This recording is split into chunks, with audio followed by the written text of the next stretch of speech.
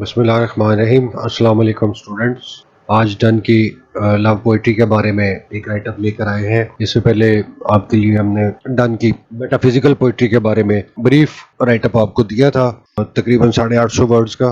ये तकरीबन 1175 वर्ड्स का, 1250 वर्ड्स का ये राइटअप है Donne as a life poet. ये ज़हन में रखिए बात के पंजाब यूनिवर्सिटी में जो क्वेश्चन आते हैं उनमें अगर आप 1000 वर्ड्स में अच्छे स्ट्रॉन्ग पॉइंट्स दे के अपना क्वेश्चन अटेम्प्ट करते हैं तो कोई वजह नहीं है कि आपके अच्छे नंबर ना आए। और हमारे नोट्स की जो गारंटी है वो अपनी जगह पे मौजूद है। बहुत सारे स्टूडेंट्स नोट्स को यूज करके अच्छे नंबर ले चुके हुए हैं, आप भी इनसे फायदा उठाइए। 1000 वर्ड्स की मैं जो बात कर रहा था वो ये है कि कम से कम मिनिमम आपके पास 1000 वर्ड्स का मवाद होना चाहिए जो आप पेपर में अटेम्प्ट कर सकें किसी भी क्वेश्चन। पंजाब यूनिवर्सिटी का जो क्वेश्चन होता है, पैटर्न होता है, उसकी बात कर। बाकी जो दूसरी यानी अदर यूनिवर्सिटीज के एमसीक्यूज और लॉन्ग एंड शॉर्ट क्वेश्चन होते हैं उनमें आप शॉर्ट क्वेश्चंस में 150 वर्ड्स में भी अच्छे पॉइंट्स लिख सकते हैं और लॉन्ग क्वेश्चंस में 500 टू 600 वर्ड्स के अच्छे पॉइंट्स लिख के उनके अच्छे नंबर ले सकते हैं। ये आपको एक छोटा सा मैंने ओवरव्यू पेपर अटेम्प्ट करने के लिए पेपर पैटर्न के हिसाब से मुख्तलिफ यूनिवर्सिटीज के जो पैटर्न है उसके हिसाब से दिया है। आइए आज की मौजूदा वीडियो की तरफ चलते हैं। इसमें बहुत सारे ऑनलाइन स्टूडेंट्स भी इन्वॉल्व हैं, इसलिए आप भी गौर से देखिए, सुनिए, पढ़िए और अगर कोई ऑनलाइन क्लासेस लेना चाहे तो वो मुझसे रब्ता कर सकते हैं। मैं व्हाट्सएप नंबर शेयर कर दूंगा। व्हाट्सएप पे ऑनलाइन क्लासेस होती हैं, इसमें ऑडियो वीडियो लेक्चर्स हैं विद नोट्स। एक नॉमिनल सी फीस होती है, डिपेंड करता है कि आप पूरे वीक की क्लासेस ले रहे हैं या 3 डेज अ वीक ले रहे हैं या अल्टरनेट डेज पे ले रहे हैं, यानी एक दिन छोड़ के एक दिन क्लासेस ले रहे हैं, वो उसके हिसाब से फीस एडजस्ट की जाती है। आइए जी आज की Donne as a love poet के बारे में पढ़ना शुरू करते हैं। नोट्स। डन's greatness as a love poet rests on his personal songs and lyrics which were published in 1635 under the title of Songs and Sonnets. Songs and Sonnets के नाम से एक उसकी बुक 1635 में छपी जिसमें Donne as a love poet उसको लोगों ने एज ए लव पोएट के तौर पे जानना शुरू किया। उसके जो पर्सनल सॉन्ग्स हैं ये हम पहले भी बता चुके हैं मेटाफिजिकल पोएट्री में।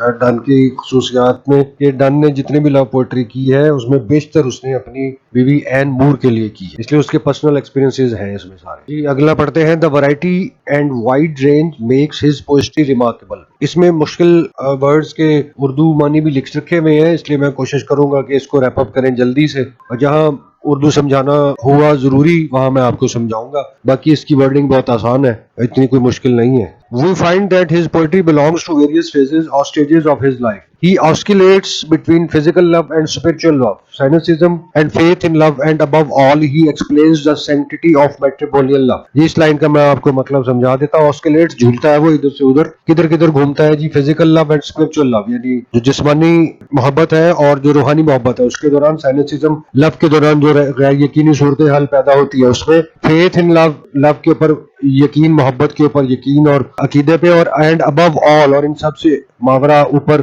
जो सबसे बड़ी बात वो समझता है, explain sanctity of matrimonial love यानी शादीशुदा जिंदगी की बहारें और पकीजगी बयान कर रहा है। Donne belongs to an age where writing love poem was a common practice. आम बात थी, कोई भी शायर लव पोएम जरूर लिखता था। Done proved his talent in his genre of poetry very well. अपनी किस्म की जो उसने लव पोएट्री की है उसमें उसने अपने आप अपनी सलाहियत को लोहा मनवाया। A critic has paid homage to his love poems attempt in the following words. किसी नकाद ने उसको खराज अकीदत पेश किया है इन अल्फाज में। His genius, temperament and learning give certain qualities to his love poems which make it acceptable immediately.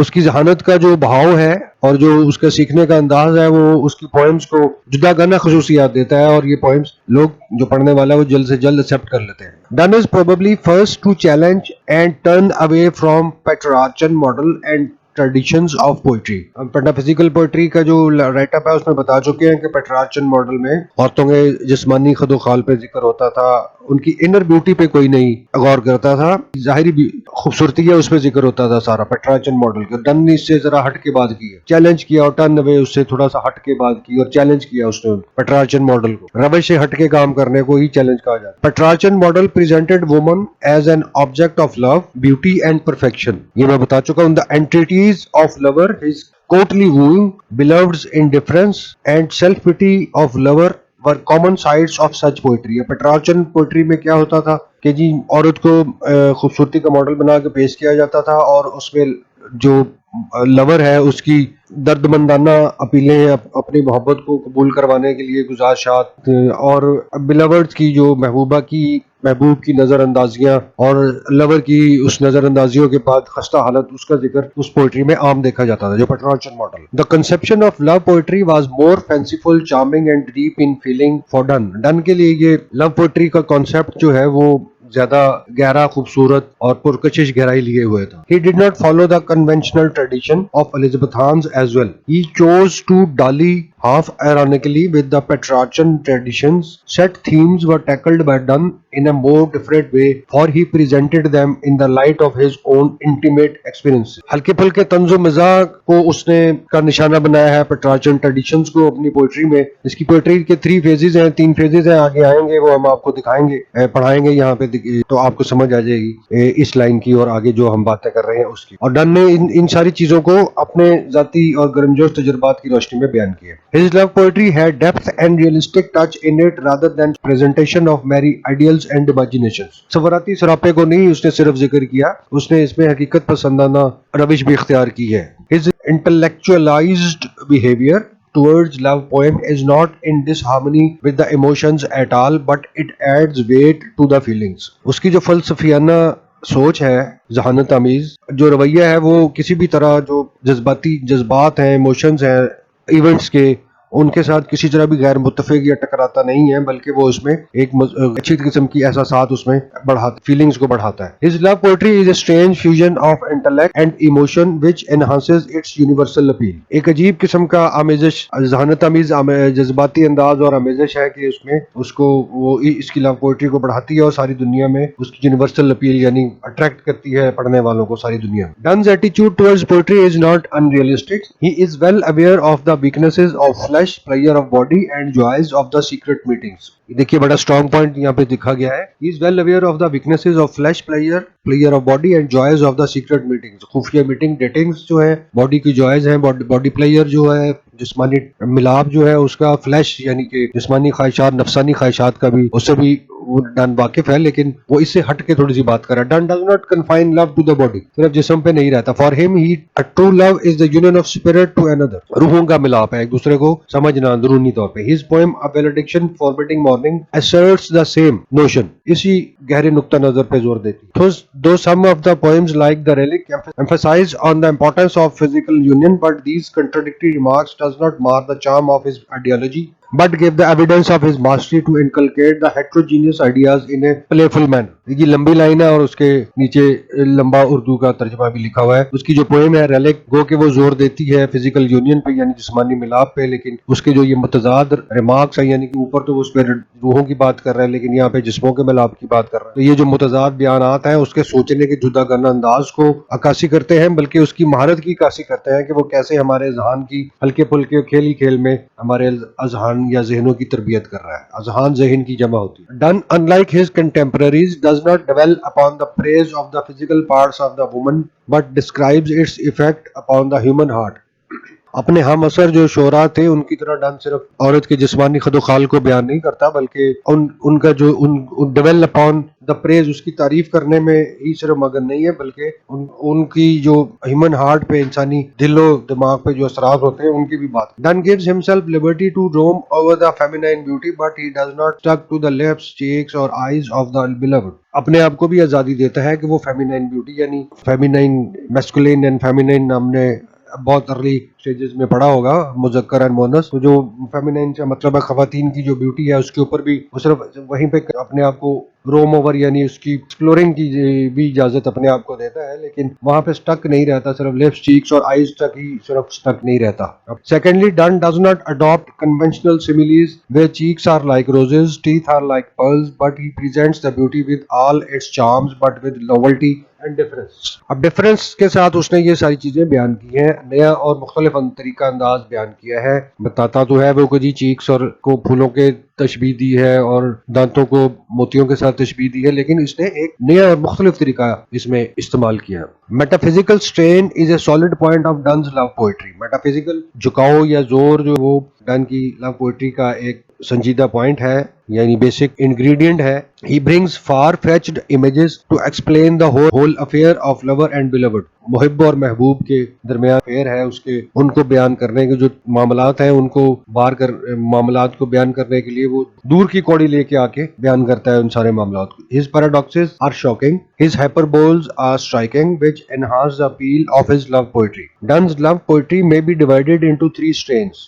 तीन तरफ का झुकाव है उसकी पोइट्री का। द सिनिकल यानी तंजिया, जो पेट्रार्चन मॉडल पे उसने तंज किया है एलिजाबेथ खान को, उसने फॉलो ही नहीं किया। कंजुगल यानी शादी ब्याह के जो मामलात हैं और शादी ब्याह की जो मोहब्बत अमीर जिंदगी है उसके बारे में बयान करता है। एंड प्लाटोनिक यानी गैर जिनसी ताल्लुकात भी, यानी दोस्त तो बनाया उसने अपने मुख्तलिफ जिन्स के लोगों को, यानी दूसरी खवातीन को भी उसने दोस्त बनाया लेकिन उनसे गैर जिनसी ताल्लुकात। The first phase of his poetry is cynical, for in it he has enormously criticized women as nothing but frivolity and infidelity। तो वो इसमें जो पहला उसका फेज है उसमें उसने बहुत ज्यादा तनकीद की है औरतों के ऊपर कि वो सिर्फ खेल तमाशा पसंद करने वाली हैं और बेवफाई का पैकर है। For him it is very difficult to find a sincere and faithful woman. एक वफाशुआर और वफादार औरत को ढूंढना दुनिया में बहुत मुश्किल है। In his poem go and catch a falling star is a true picture of his mentality at that time. उस वक्त जो उसकी दिमागी हालत थी, ये जो उसकी पोएम है go and catch a falling star, उसकी वो अक्कासी करती है। He explains that it will take a long time and one has to travel far and wide to find a true woman, but it is impossible even if one will find one, she will be proved false very soon। तक ये बड़ा मुश्किल है, वो बयान कर रहा है ये बड़ा मुश्किल है कि इंसान दूर और नजदीक का सफर करे और किसी वफादार औरत उसको मिल जाए, ये नामुमकिन है। और ये अगर मिल भी जाए तो थोड़े ही अरसे में वो झूठ साबित हो जाएगी, यानी कि वो भी झूठी साबित हो जाएगी, वो बेवफाई की मर्तकब हो जाएगी। Dunn reveals it in very interesting way। उसने इस पोएम में अपनी जो बातें हैं उसमें बड़े दिलचस्प अंदाज में उसने बयान की है। Yet she will be false ere I come to 2 or 3, यानी मैं 2 या 3 औरतों से ढूंढा और वो सारी की सारी ही झूठी निकली। The second category of his love poems is about conjugal love। conjugal love का हम ऊपर बता चुके हैं कि शादीशुदा जिंदगी के जो प्यार मोहब्बत अमीज़ लम्हात होते हैं उनके बारे में बात हो रही है। और ये जो पोएम्स हैं वो उसकी जाती डायरी से ली गई हैं जो उसने अपनी बीवी एन मूर को एड्रेस की। जैसे कि पहले बताया है कि उसने जो लव पोएट्री बेशतर उसने अपनी बीवी एन मूर के लिए की और उसमें जाती एक्सपीरियंसेस बयान किए। These poems give a true picture of a deep rooted and immortal love. सही अक्कासी करते हैं, तस्वीर कशी करते हैं एक गैर फानी मोहब्बत की। For Donne there is no match for such love, it gives true meaning and true affection. यानी ये शादीशुदा जिंदगी के बारे में कर रहा है कि वो मियां बीवी जो उनके दरमियान ही सच्ची मोहब्बत होती है और इसकी जो आपस के ताल्लुकात हैं वही दुनिया में बेहतरीन होते हैं। In his poem The Anniversary, we find him celebrating his second anniversary with the revival of love। यानी दूसरी अपनी शादी की दूसरी सालगिरह मना रहा है और उसमें वो बता रहा है कि उसका मोहब्बत दिन ब दिन रिवाइव हो रही है, यानी कि बढ़ती जा रही है। Such love knows no decay even after death। Donne gives the idea of sharing the grave and becoming immortal after death, as he says in the following lines। Donne कह रहा है जी कि मरने के बाद भी कब्रों को जो है वो ग्रेव्स को शेयर करना चाहिए, यानी मुहिब और महबूब दोनों एक ही कब्र में दफन कर दिए जाएं, क्योंकि बॉडी तो मर गई, इंसान तो मर गया, जिस्म मर गया, लेकिन रूह जिंदा है और उनको आपस में कब्रों में मिले रहना चाहिए। अब वो पोएट्री में क्या कह रहा है? All other things to their destruction draw, only our love hath no decay, this is no tomorrow hath nor yesterday. बाकी सारी चीजों को तो फना है लेकिन हमारे मोहब्बत को फना नहीं है। Hath no decay, this is no tomorrow hath nor yesterday, ना आने वाले कल में ना गुजरे हुए कल में। Donne defines this love journey is not temporary, it trumps over death as death of a lover is just a sleep। Donne बयान करता है कि ये इस किस्म का जो मोहब्बत है वो आर्जी नहीं होती बल्कि ये मौत को भी शिकस्त दे देती है, और जो लवर है वो सिर्फ एक दूसरे के लिए सोते हैं, मरते नहीं है, क्योंकि रूहें उनकी मिली हुई होती हैं। But think that we are alive but turn to sleep, they who one another kept alive parted never be। यानी कि अलग नहीं हो सकते, सिर्फ सोए हुए हैं और उनकी रूहें फिर भी मिली हुई हैं, बेशक वो मर गए। The third category of Donne's love poems is fusion of Petrarchanism। यानी मिक्सअप कर दिया उसने पेट्रार्चनिज्म का जो रवैश थी और अपनी जो उसकी ख्यालात थे उनको अमेजा बना के बयान कर रहा है। In these poems Donne expresses his love for those who were near and dear to him with whom Donne wanted to develop his relations but his queries were unanswered. अब पेट्रार्चन मॉडल में औरत को embodiment of beauty और perfection और ये सारी चीजें बयान की जाती थी, इस तरह डन भी उसी मॉडल को थोड़ा सा अमेजा करके उसमें तंज कर रहा है। यानी पेट्रार्चन मॉडल सिर्फ औरत की खूबसूरती, ज़ाहिरी खूबसूरती को बयान करता था, डन उसमें औरत की जो अंदरूनी खूबसूरती है उसको भी बयान कर रहा है। लेकिन वो कह रहा है कि जी in these poems Donne expresses his love for those who were near and dear to him. सवालात हैं, उनको ना अभी तक जवाब नहीं मिला है कि इसके जिनसे वो ताल्लुकात बढ़ाना चाहता है, गैर जिनसी ताल्लुकात खवातीन से बढ़ाना चाहता है, उनके बारे में जो उसने उनको सवालात पूछे हैं उनके अभी भी जवाब उसको मौसूल नहीं हुए। अब इसमें कौन कौन खवातीन शामिल है? The countess of Bedford and Mrs Magdalene Herbert are the ladies to whom most of the poems of this category are addressed. इन दो खवातीन को मौजू बना के उसने ये पोएम्स लिखी है। Twickenham Garden is related to Bedford Countess. Countess of Bedford को Twickenham Garden उनसे ताल्लुक रखती है। Where he expresses his depression, अपनी नाउमीदी को बयान कर रहा है, and gloominess by narrating that spring is bringing life to the gardens, but his life without her is still a winter. बहार तो आ गई है बागात में, लेकिन मेरी जिंदगी में अभी भी खिजा ही है, क्योंकि मेरी जो दोस्त है बेडफोर्ड काउंटेस, उसको अब मिले हुए काफी दिन हो गए हैं और मेरी नाउमीदी और डिप्रेशन में ग्लूमीनेस गमगीन कैफियत का शिकार। He believes that women are embodiments of trickery, deceit and hypocrisy, but his sweetheart is an exception. वो कहता है कि औरतें बेशक धोखे का पैकर और दोगलापन का आमेजा होती हैं, लेकिन जो मेरी दोस्त है, जो मेरी स्वीट हार्ट है, यानी बेडफोर्ड काउंटेस ऑफ बेडफोर्ड, वो इन सारी चीजों से मावरा है, वो एक अलग सी किस्म की कोई चीज है, इसलिए मैं उसे दोस्ती करना चाह रहा हूँ। In his poem the relic done unfolds his desire of union with his beloved. अब ये वो बिलवड है जो दोस्तान, ये वो लव है जो दोस्तों के दरमियान होता है, मियाँ बीवी से हट के जो बात हो रही है, वो गैर जिनसी। अब उसके साथ मिलना चाह रहा है, वो चाह रहा है कि मैं उसके साथ मिलूं। After his grave will be opened for admittance of some other corpse, जब उसकी कब्र दूसरे लोग लाशों के लिए वो खोली जाएगी। Bracelet of bright hair about his bone will prove his love to be true. This relic will be worshipped by other lovers too. उसकी हड्डियों के गिर जो उसकी सुनहरी बालों के, उसके खूबसूरत बालों का लपेटा होगा, वही एक मुकद्दस चीज बन जाएगी, और इसी मुकद्दस शय को, उस मुकद्दस हड्डियों को दूसरे जो मोहब्बत करने वाले लोग हैं वो उसकी इबादत कर पूजा करेंगे। When the storm of passion subsided from the life of Donne, he turned to divine love, where the soul beloved was no one but God, and his wooing was appointed to gain God's grace and blessings. जब ये जवानी का खुमार या इन सारी चीजों से उसका खुमार हट गया, तो वो डन डिवाइन लव की तरफ या रिलीजियस पोइट्री की तरफ चला गया, और उसका मौजू सिर्फ खुदा की जात रह गई, और उस खुदा की ब्लेसिंग्स और उस रहमतों का और नेमतों का वसूल ही ख्वाहिशात का मरकज रह गया। Many critics believe that intellectual touch given to love poems enlighten his genius. नकाद या एनालिसिस करने वाले लोग हैं उन डन की पोइट्री को, उनका ख्याल है कि डन की जो फलसफियाना सोच थी उसकी लव पोइट्री में, उसी ने उसके अंदर एक बत्ती जलाई, उसके ख्यालात को उजागर किया, और उसकी जहानत इस मामले में बढ़ती चली गई, और वो अल्टीमेटली डिवाइन पोइट्री की तरफ या रिलीजियस पोइट्री की तरफ चला गया। His comparison of lovers to the pair of compasses is extraordinary. इसका जिक्र हम मेटाफिजिकल पोइट्री में कर चुके हैं। मेटाफिजिकल पोइट्री का जो लिंक है वो डिस्क्रिप्शन में दिया हुआ है, आप वो वीडियो भी देख लीजिए, बड़ी इंफॉर्मेटिव वीडियो है, आपके इल्म में इजाफा होगा। और जब आपको कोई भी क्वेश्चन आ जाए डन की लव पोइट्री के बारे में, मेटाफिजिकल पोइट्री के बारे में, या डन के स्टाइल के बारे में, तो आप इन दोनों क्वेश्चंस को मिक्सअप करके अपना एक अच्छा सा राइटर बना के बड़े अच्छे नंबर एग्जामिनर से ले सकते हैं। अगर लिखने के अंदाज पे मुनसर है कि आप कितना अच्छा लिख रहे हैं, कितनी दिलजमई से आपने तैयार किया है, और सेल्फ क्रिएशन का जो कॉन्सेप्ट है वो एग्जामिनर के ज़हन में उजागर हो, ना कि क्रैमिंग का,